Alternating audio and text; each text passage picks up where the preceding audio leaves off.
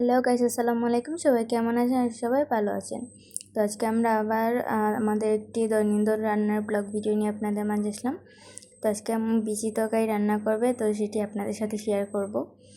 তো বিচি তরকারি রান্না করার জন্য প্রথমে আম্মু আগে মাছটা ভেজে নেবেন, যেহেতু মাছ দিয়ে রান্না করবেন। তো মাছ ভাজা ছাড়া কিন্তু তেমন একটা স্বাদ লাগে না, আর যেহেতু মাছটা ফ্রিজে ছিল, তো যদি মাছটা একবারে মানে ফ্রিজের থাকতো না, তাহলে কিন্তু আমরা মাছ না ভেজেই বিচি তরকারি রান্না করি। আবার যদি মাছটা ফ্রিজের হয় তাহলে আমরা ভেজে রান্না করি, কেননা ফ্রিজের মাছ ভেজেই মজা লাগে।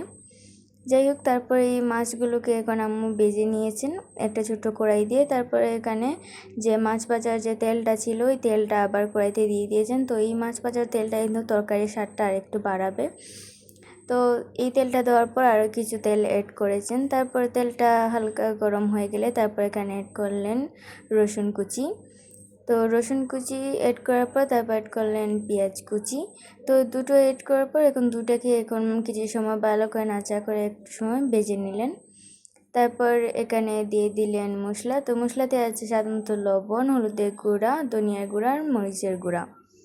তো মশলাগুলো দেওয়ার পর এখন মশলাগুলোকেও পেঁয়াজের সাথে ভালো করে নাড়া করে মাখিয়ে মিক্স করে নিলেন। তো মশলাটা কষানোর জন্য অল্প একটুখানি পানি অ্যাড করলেন। তো পানিটা দেওয়ার পর এখন চারপাশ দিয়ে আর কিছু সময় নাড়াচাড়া করে তারপর মশলাটা কষানো হয়ে গেলে এখন দিয়ে দিলেন বিচি। তো এই বিচিগুলো কিন্তু সকাল থেকে ভিজিয়ে রেখে দিয়েছিলেন।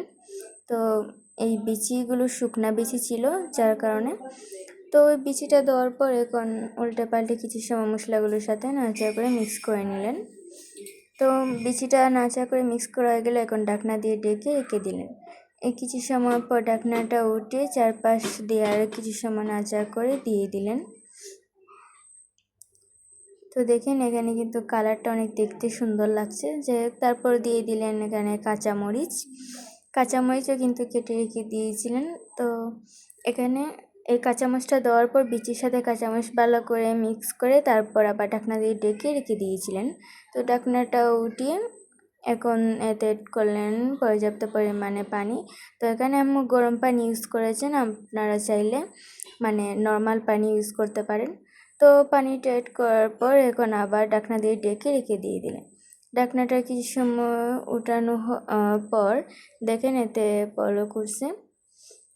তো এবার এটার চারপাশ দিয়ে আর কিছু সময় ভালো করে নাড়াচাড়া করে আবার ঢাকনা দিয়ে ঢেকে রেখে দিয়ে দিলেন। তো এবার ঢাকনাটা উঠিয়ে যে মাছটা ভেজে রেখে দিয়েছিলেন ওই মাছটা দিয়ে দিলেন। তো মাছটা উপর থেকে দেওয়ার পর হালকা একটু নাড়াচাড়া করে চারপাশে মাছটাকে ভালো করে দিয়ে দিলেন, যাতে চারদিকে মাছটা লাগে।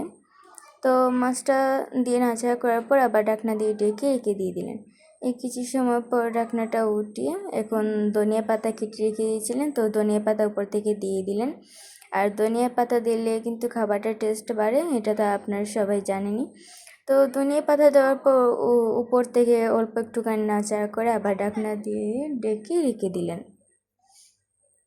তো এর কিছু সময় পর ঢাকনাটা উঠিয়ে দেখেন আমাদের বিচি তরকারিটা রান্না হয়ে গেছে। তো আমাদের এই বিচি তরকারিটা রান্না কেমন হয়েছে অবশ্যই কমেন্টে জানাবেন।